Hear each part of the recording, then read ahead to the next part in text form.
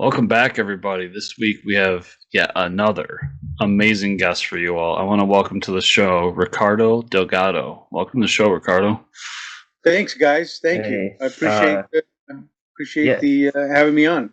for sure, man. I mean, this is uh, my first, like hearing about you was, most people's Age of Reptiles. I remember being in the comic shop and on the bookshelf there and pulling that out and being like, what is this? This is amazing. And just flipping through it and just, telling the story with your art and like to have you on the show today is just awesome. So thanks for being here, man. It's Thank you, dude. I appreciate it. And yeah. as infrequently as those stories are published, they continue, and I'm working on a new series as well. So Yeah. Oh, when that comes out, I don't know, but I'm like 2/3 of the way through the next series. So Oh man. I'm a busy guy. I'm a busy Yeah, guy. yeah, for sure. And now yeah, I'm excited. it was that got Chris going. But yeah, so before we talk about all the cool stuff you've worked on and been working on, let's just hear your origin story a little bit. I know when you did Age of Reptiles, you wanted to show that you could tell a story with just art, right? So where did all that begin for you, kind of? Well, in terms of as a kid, Yeah. that if we're going to go that far back, I mean, most certainly, I just always loved to draw. I've been able to sort of connect stuff visually as a kid. In terms of Spider-Man's head looks like a particular way if he turns his head sideways, and dinosaurs kind of have this sort of familiar silhouette if you draw them this certain way. And I've always loved drawing, and as I also kind of absorbed a lot of stuff that we'll sort of talk about, and we were discussing it before we even got in the air, right? Like comic books were just this, fierce influence on me, ever since I was a kid. I would, my mom would go to the supermarket once a week, and I would duck out and go to the drugstore a couple of doors down, and they had the spinner rack, and I was all there for that. So yes, absolutely. And in addition, the movie stuff and the TV stuff, as a kid, just kind of really soaked in for me, and kind of changed my life. And I kind of have all these eclectic different influences, and yet they all kind of make sense for me uniquely. So it's it's worked out. Worked out. Yeah, for sure. And I mean, Age of Reptiles alone, that's just something that's kind of, I mean, did you ever expect it would just still be such an influence today? I mean, you talk about that in most comic shops. Everybody knows what you're talking about just because of how different it was, I guess, especially at the time, right? Right. Yeah. And I remember, my dad would give us each $1. That was our allowance for the week. But I had, and that was back when the comic books were, 20 cents each, right? So I could get, could get 5 Marvel comics, each week. My mom usually would go to the market on Sundays, and so I remember when it went to 25 cents. Oh my God, I was so outraged. I know, right? Yeah. How dare they? How dare they do that? And then they went to 30 cents. God, really I know. Quickly. Yeah. I get sad at 20 cents for a while, and then it went to 25, and then in my childhood, it was like a couple months later, boom. 30 cents. And so I had to sort of make, big decisions that way. It was cool because next to the spinner rack, there was a magazine rack, and the comics that I couldn't get that week, when I would either put them behind, I'd put some of a copy behind, the Archie comics or something like that. And I go, okay, well, hopefully it'll be here next week, kind of thing, know? Yeah, so awesome. I don't know. We've all got our stories. So yeah, for sure. Yeah, but definitely, Age of Reptiles has been a labor of love for me. I've enjoyed doing it.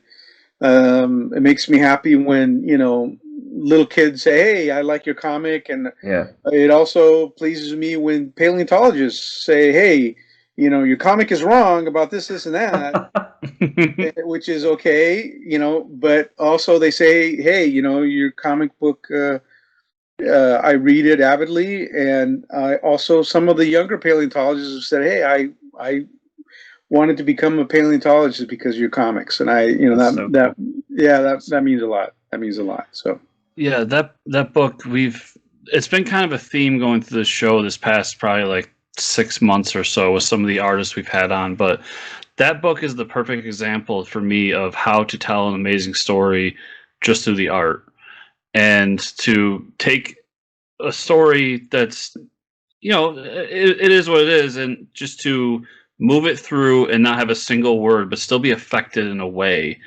that a Dark Knight Returns can hit me, or and Christ on Infinite Earths or something like that. Like, right.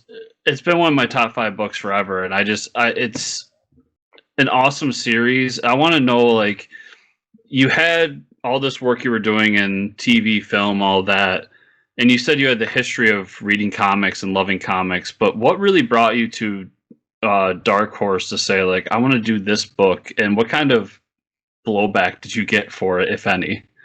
Well, it's a crazy story, so hold on to your hats. Back when I was working as a film illustrator, my first big break was on Star Trek Deep Space Nine. Yep. And the way that illustrators and everyone used to get jobs back then would be to buy the Hollywood Reporter or Variety, and they would have a listing of films that were in development, pre-production, production, right? Oh, wow. Okay. And so then they would list the studio numbers, and I remember one Friday I read a listing for Alien vs. Predator, produced by Dark Horse Comics. It's 20th Century Fox, and they had a production listing for 20th Century Fox Studios. So, I was like, oh my God, I have to work on that. Jesus, right. That's so cool, right? And so I called over there, and usually what you would do is you would call, and I would have a resume and, like, I would say 8 to 10 of my concept sketches, and so I got their fax number, and I faxed it over, my stuff over, and then I called back to say, hey, you know what, I'm a concept artist. I'd love to work on your movie, and they were like, hey, we're not going to do the movie, but would you like to do a comic book? And that's, I literally tripped, staggered, and fell my way into that conversation, And so cool. A couple of weeks later, I met with Mike Richardson, and he's like, put together a pitch. Let's see what you got. And so I did. And I went back, and they were like, sounds good. Mike has always been very cool like that. He's all about, I'm the publisher, you guys are the storytellers, you tell the stories, and it's been pretty great, honestly, I really enjoy that relationship and look forward to continuing it. That's so cool. And for you, I mean, it's like storyboarding and comic books. We always talk about, Chris and I talk about the medium of comics and how it's almost like each panel's like, cinematography and like where the camera angles are and stuff like that. Do those kind of go hand in hand for you, like developing stories for storyboards and for comics? Is that? Yeah, I mean, yes, most certainly. For me, there's a lot of analogous facets to comic books and storyboarding, and I've done both enough to be able to say that they're similar yet wildly different at the same time. I teach at Art Center College of Design, and last week actually I sent a link to my students for them to look at the Watchmen motion comic, right? Oh, right, yeah. Okay, but it's and there's people that are going to love motion comics or not love motion comics. I'm kind of like on them. Yeah, but in that sense, I was trying to show my students, like, hey, there's a format here that's about film and TV, and this motion comic takes those panels and moves them around and explains them in a way that that sort of melds storyboarding and comic booking, if you will, right? But they are in the end two wildly different things, but they do have the same function as and that is to tell a story, you know. Mhm. And I do tell my students, like I've taught storyboarding, and I have a comic book class that I teach, right? Okay. So like the difference is, you know, for me, like because a lot of times they're like, well, how do I know when the storyboard panel is done? And I say it's about, you know, 60 to 70% of a comic book panel, right? Okay. And so then I say, you know, the comic book panel to my comic book class, I'll say your comic book panel, it's done when you feel like it's done, but it's also like it's publishable, right? Like the storyboard is not the final version of what you're generating. The comic book is, you know, you can't write in the margins, you know, I'm sorry I inked this panel badly. It's Thursday night and I'm really tired, so you know, you have to excuse me, right? You can't do that. It's like what you send in is what they're going to run. And so again, you know, I'm kind of cheating my answer by saying they're similar but different, but it's really true. It's really true. Awesome. Yeah. And for you, I mean, just a little bit of insight into storyboarding. I mean, is that like you get the script or sections of the script, and then you take it from there and do your own kind of art, or is there a little direction there too? Sometimes you get a lot of direction, sometimes you don't, and sometimes you get none. Sometimes they're just go for it, you know. Wow.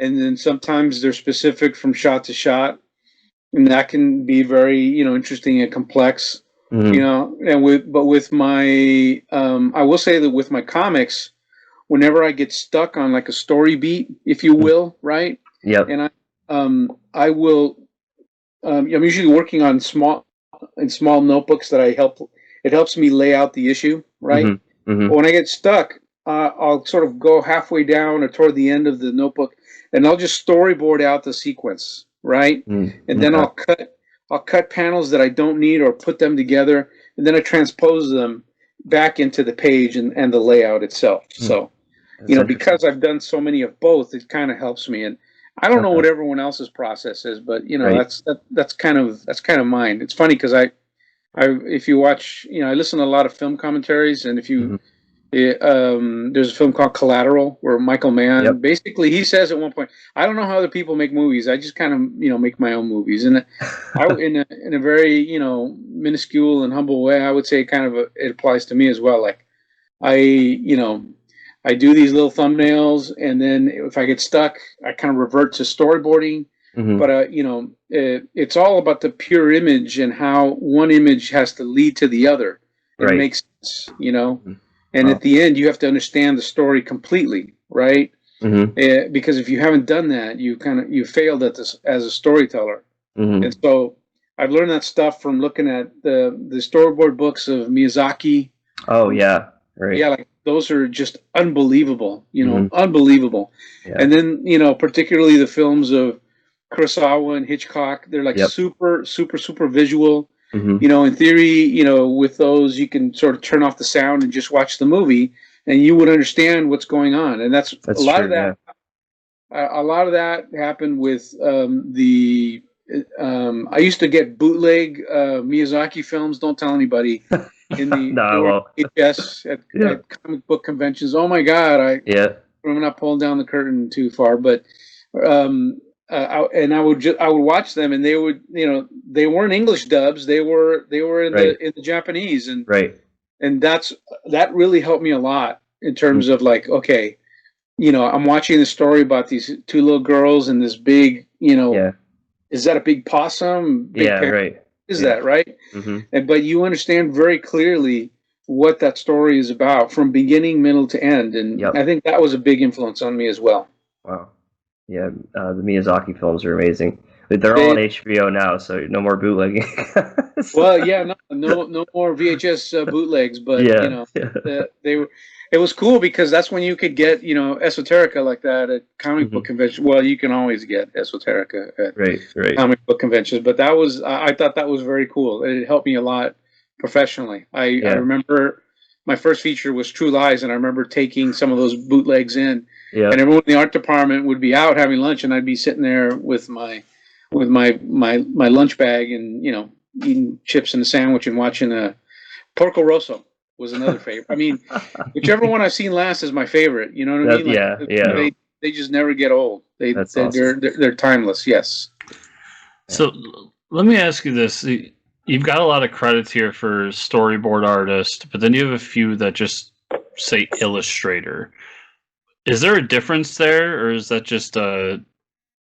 That's like a union. That's like a union designation. Okay. Yeah, I got hired on Deep Space Nine, so I had to join the Illustrators Union, right? And back then it was called the Local 790 Illustrators and Matte Artists. Okay, now they've since been absorbed into the Art Directors Guild, so it's all sort of one big, lunch bag. But back then, you could get, even if you were a storyboard artist, you could get a credit back then as an illustrator, right? Because that's what you were doing. You were illustrating stuff, right?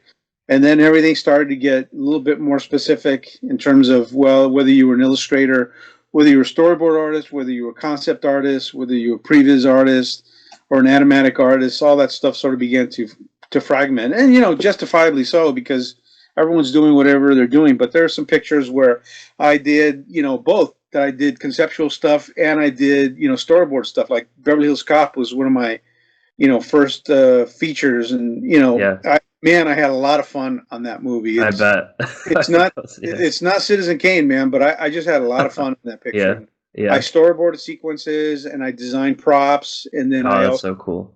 did, big conceptual drawings as well. So it was a ton of fun. So that job can vary from picture to picture, honestly. So I guess that kind of answers my next question, that if you're the conceptual artist, you're not necessarily the storyboard artist, and vice versa. No, but sometimes you have to be conceptual in your storyboards, because like sometimes if you're boarding for directors who have like a very specific, very clear vision, like you will board sometimes you'll board from their thumbnails, or you'll storyboard from what they call a shot list. Like they'll say, here's the scene, and here's a list of like 15 shots. And they can sort of see it in their head, but they need you to draw it to sort of explain to the crew. Okay. But like I said, sometimes in a storyboard, there's stuff that you have to figure out.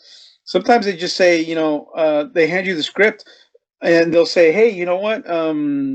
We don't have a design for Sabretooth yet, so, just go for it, right? Really? And then I'll say something, like, okay, Sabretooth is Logan's brother. And then they'll say something like, well, we're not going to call Sabretooth in this movie. And I say something like, well, okay. And so I end up drawing, Sabretooth that doesn't really look like the Sabretooth in the first X-Men movie. You just kind of go for it, and then they figure that out later. So that's what I mean about, like, whatever, they just need to position the character in the shot, the actor in the shot, how it's going to be dressed, sometimes how it's going to be costumed, sometimes, or even a dress.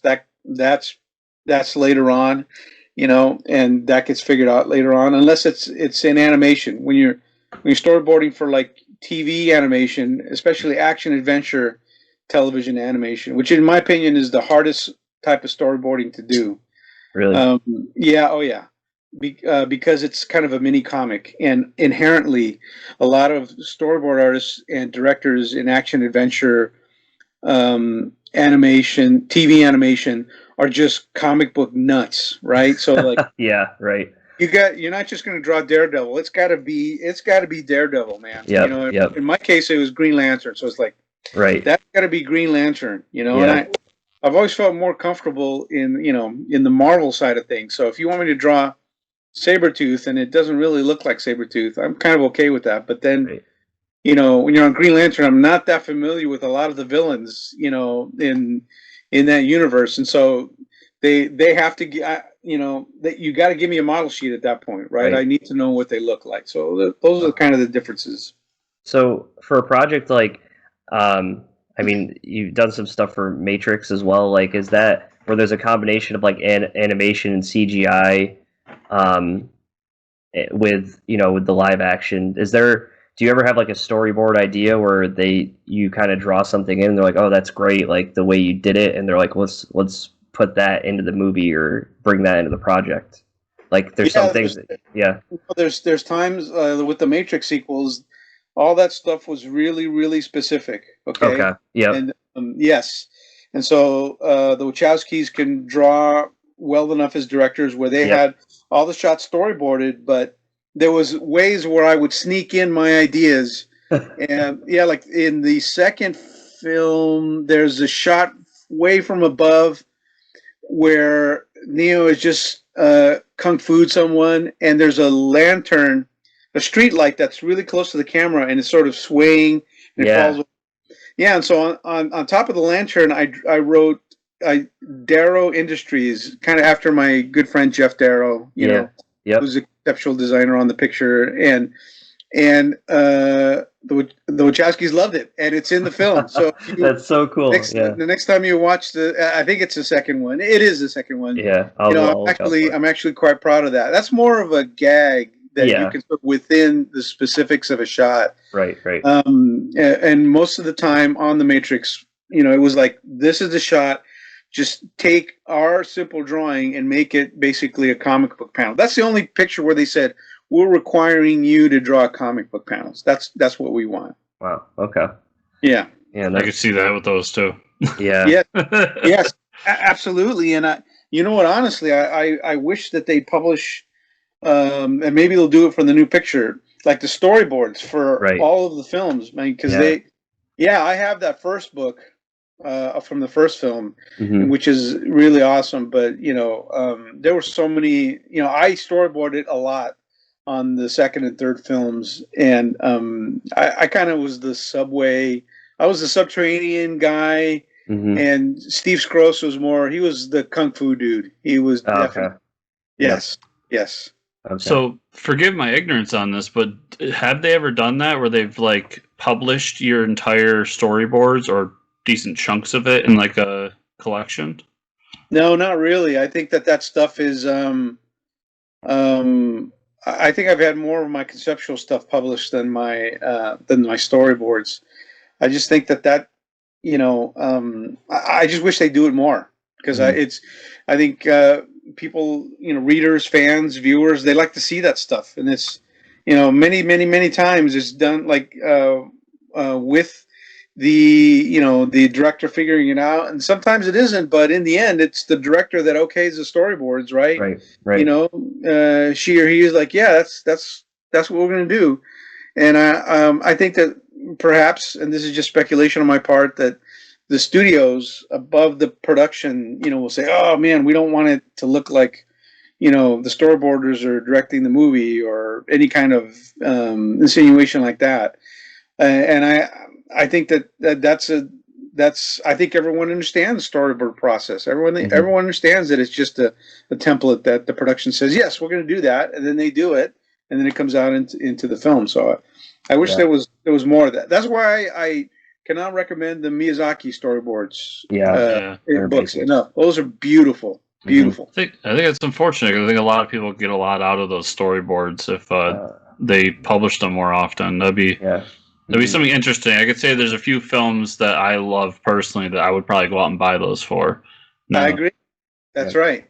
An aspiring artist could take a lot from something like that. Yeah. Yeah. No, I think the most of the most storyboards I've ever seen is I see chunks of them in the Art of Disney animated feature film books. I'll see like a page of that, but it would be awesome to just see like a book of that. Right. A book for each film, like the Miyazaki. I keep coming back to those, but like it's the whole book. It's the whole story, and it's pretty awesome. And then for someone like you don't own that art, right? That's property of the production house at that point. That's right, and that's kind of one of the things that led me to start wanting to tell my own stories. Is that the first 10 years of my career, I worked with all these great storytellers, and that's all they ever talked about, like story. Like they would say, in this story, or in this scene in our story, in this story we're telling, and I was lucky to work with some pretty significant, storytellers, if not outright auteurs, Yep. And after that, I went and worked at Disney feature animation for another half decade, and that was, again, like that's all everyone talked about. Like, we don't need to do that if it's not part of the story, and it was all sort of about economics as well. Like, we're not gonna do a big multi-plane shot if it's not needed in the story, right? Because those are expenses that need to be allocated, wisely, that kind of thing. Just one more thing on the storyboards. We talked a little bit about it. That Chris and I are pretty pumped about the DC Super Pets movie coming out in I think a year or so. But could you talk about that a little bit? Like, Yes, I can talk about it a little bit, and so I'll be very careful to self-edit myself as as I go. I'll say that I did some brief development work on that show. I've seen some pretty cool design work that, in my opinion, combines the sort of the spectacle and bigness of the DC universe while retaining the inherent caricature animation design of the classic Warner Brothers cartoons, right? Okay. Yep. While, and then I'll even say this, while retaining the personality of some of the Super Pets, and I'll leave it at yes. So perfect. But just very, very charming stuff. Yeah. You should be excited about that. Okay, actually. Good. Yeah. I'll be even more excited when I get a action figure of Plastic Man's parrot. There you go. All right, so let's talk about it. I mean, you're here for the Kickstarter. Dracula of Transylvania. What is this project? This project is sort of what I was talking about a few minutes ago, where I decided to sort of early in my career to, in a humble way, tell my own stories, and that's how my comics career was birthed. And this story had always appealed to me. And so what Dracula of Transylvania is, it's a prose novel. It's an actual novel, but it has conceptual design artwork throughout the book, and it's essentially an Art of Star Wars book, but with a novel, with a story. Okay. And so I took on the classic Stoker story and reworked it in a way that's more modern, but also additive, in the sense that I expanded Dracula's supernatural world. There were scenes that I always wanted to see sort of expanded upon. Like, I remember being a little kid and watching the Lugosi version and hearing, Renfield describe seeing all these rats, all over the ground, and like millions of rats. I'm like, okay, in my mind, I knew what that looks like. But, as I got into film and TV, it was like, okay, well, we can do what we can afford, And I remember being a little kid as well, and thinking, those bats look like rubber bats, and why should Dracula be human-sized and turn into a little bat? You know what I mean? Right. So then, as I was developing the story, I was thinking, what if Dracula in bat form was as big as a pterodactyl, and it had a head as big as a tiger, and if it was in the room with you, it could walk over and bite your head off in one shot. What if I had an unlimited effects budget? And with a novel, I do. So I can have my Dracula turns into a giant bat, a giant wolf, a snake-like column of mist, a giant rat, and a dragon. So that's awesome. So all that happens within the story, but it's still like that classic Stoker story, right? Right. Take place in 1899. It's the same characters, but the story kind of moves along at a sort of more of a modern, brisker pace, if you will. And there's lots of monsters, there's other vampires, lots of ghouls and goblins for everyone to sort of soak in. So yeah. Awesome. And I wanted like a badass Dracula too. Yeah. Like more and more, a lot of the recent Draculas, the versions of them tend to be splintered off into, well, we have this sort of romantic, sympathetic side. Yeah. This is like, my Dracula is not like that. It's good. sort of this marauding conqueror. You know, he's the king of the vampires. He's the son of Satan. You know, and he is the no fooling around Dracula. So that's what I did. That's what I did. That sounds pretty badass. That's what I wanted. He doesn't negotiate. You know, kings of Europe. He's been around for 1,000 years, and kings of Europe and the popes and the Holy Roman emperors, they all fear him. All of them. You know, and he tithes the vampires that he rules mercilessly, and the vampires are getting sick of taxation, right? And he's like, you know what? How about if I, you know, not negotiate with you and just crush everyone who decides not to pay me their tithes? That's what I wanted. That's what I wanted.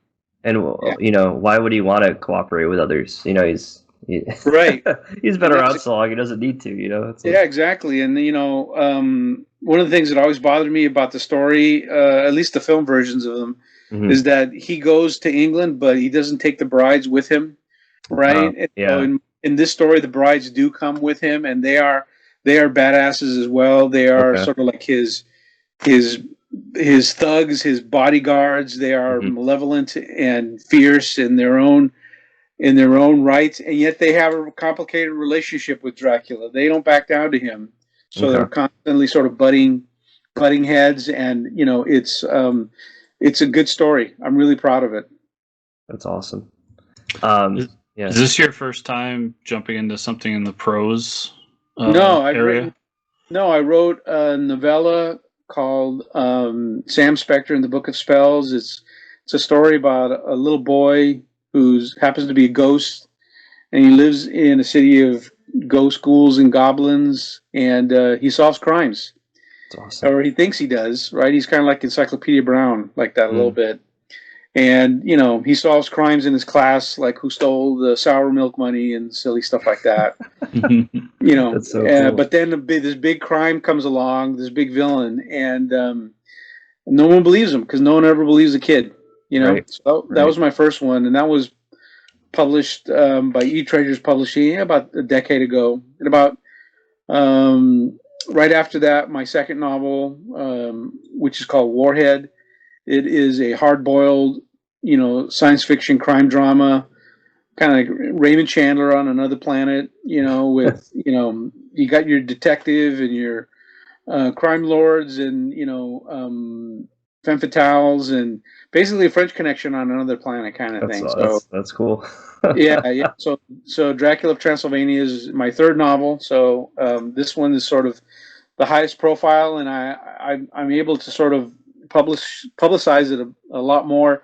And this is the first one that has sort of a lot of the concept artwork. Like this one, I kind of, with the first two, I was kind of reticent about that, you know, but this one is like, you know what, I have this ability to illustrate my thoughts, and so I should take advantage of it, you know. So the way I pitched it to the publishing houses was, you know, like I said, Salem's Lot meets Art of Star Wars, and Clover Press saw that, and they jumped at it, and here we are.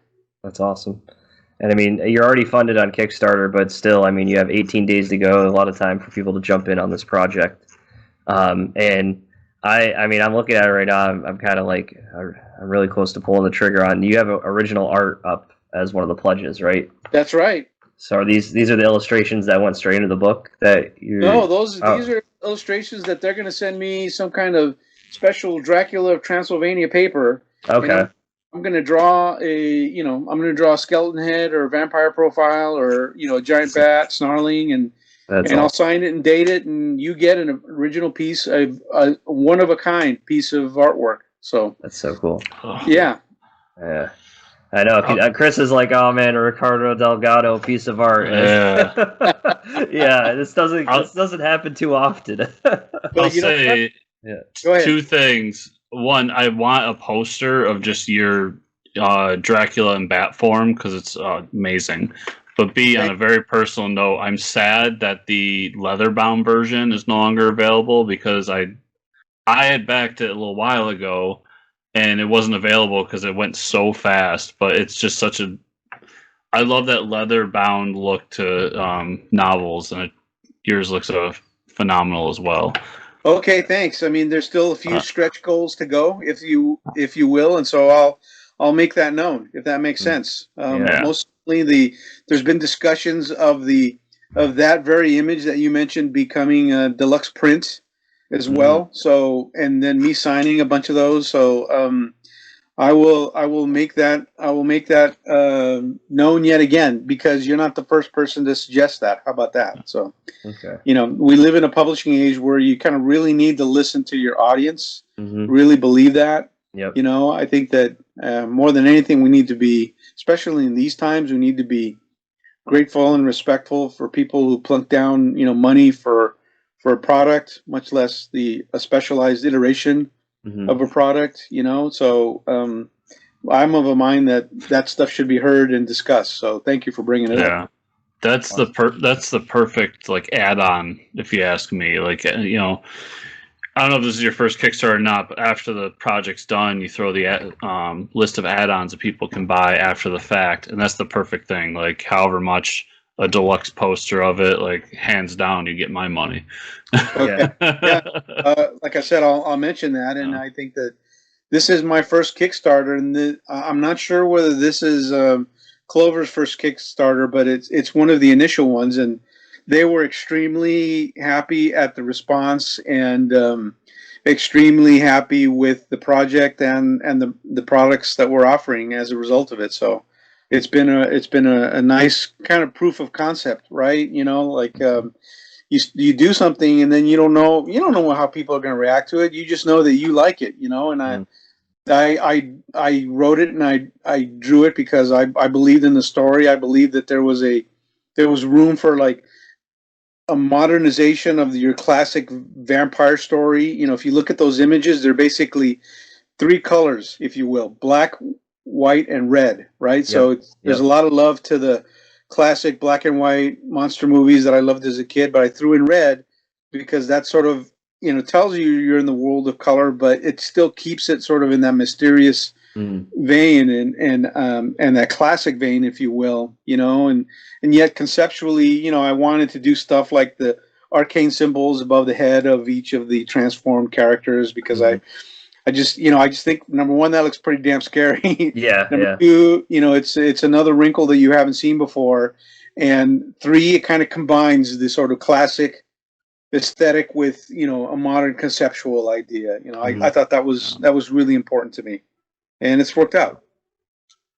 That's a style that's becoming really popular in comics again too. You're getting what we did. We've had Harley Quinn, black, white, and red. We're getting like Carnage, black, white, and blood, and a couple others, and those are always a lot of fun too. So yeah. No, it is, because it resonates, and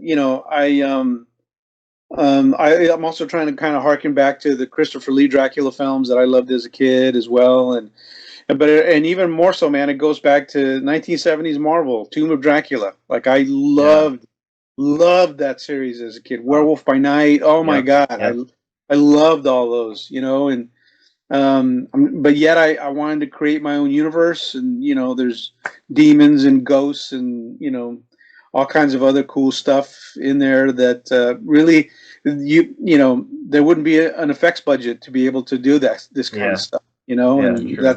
That's what meant a lot to me. Yeah.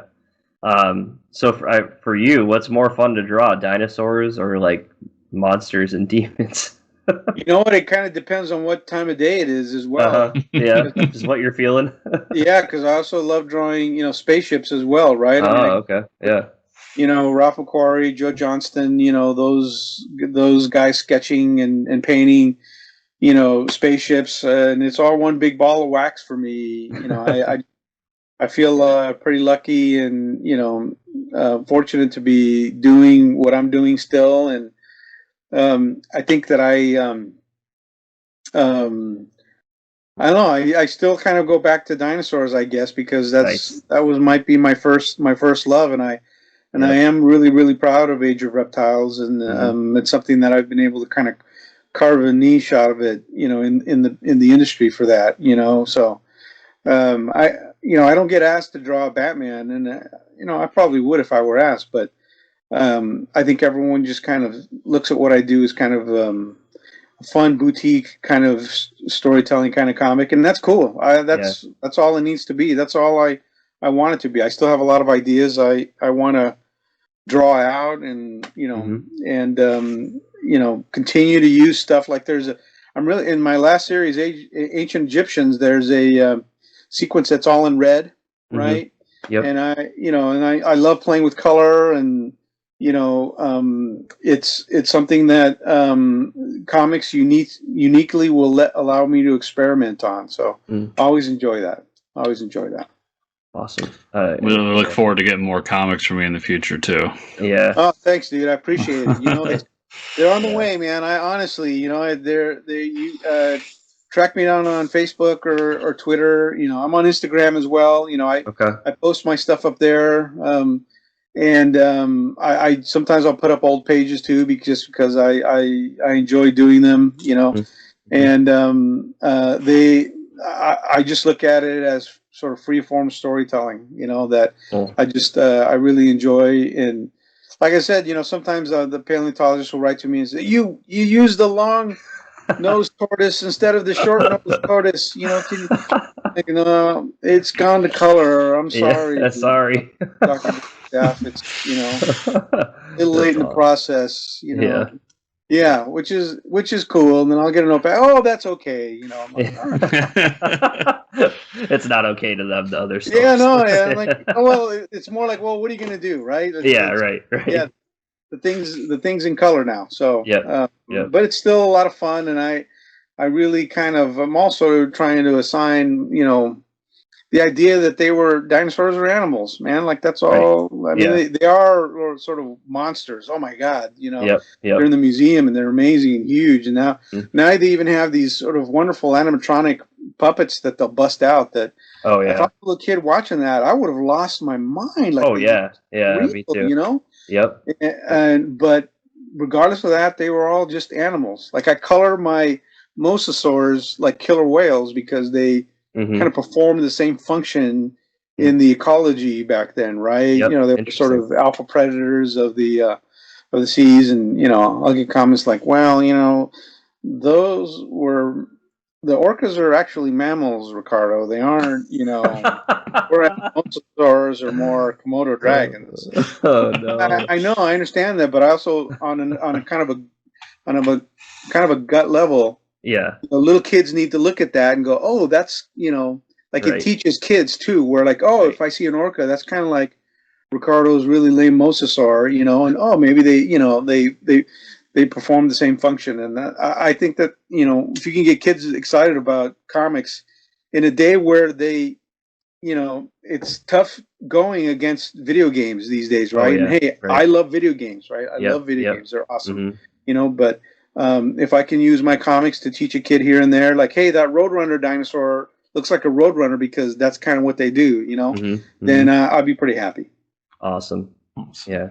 Well, Ricardo, thanks so much for being here, man. My pleasure. Yeah. I would love to have you back, I'd love to do it. You can talk about my other silly stuff, whenever you want to. Not a problem. Yeah, you heard that, Chris. Yeah. It's all of our listeners out there. I'll have the link for the Kickstarter in the description down below, so make sure to check it out because the campaign looks awesome. And follow Ricardo on all those social medias you talked about later. And go buy Age of Reptiles because I know not enough of you have, and you need to. Yep, go read that. It's funny because they are fun excursions for all ages. That's kind of the best way that I could sort of say it, and there's sometimes there's stuff in my story that's people will say, oh, that's a little too close to nature, but you know what, that's kind of nature too. Nature can be incredibly beautiful, but it could be it could be cruel as well, just like everything in life. It's all kind of encompassing. So but regardless, thank you for having me on the show, man. It was a pleasure talking to you guys.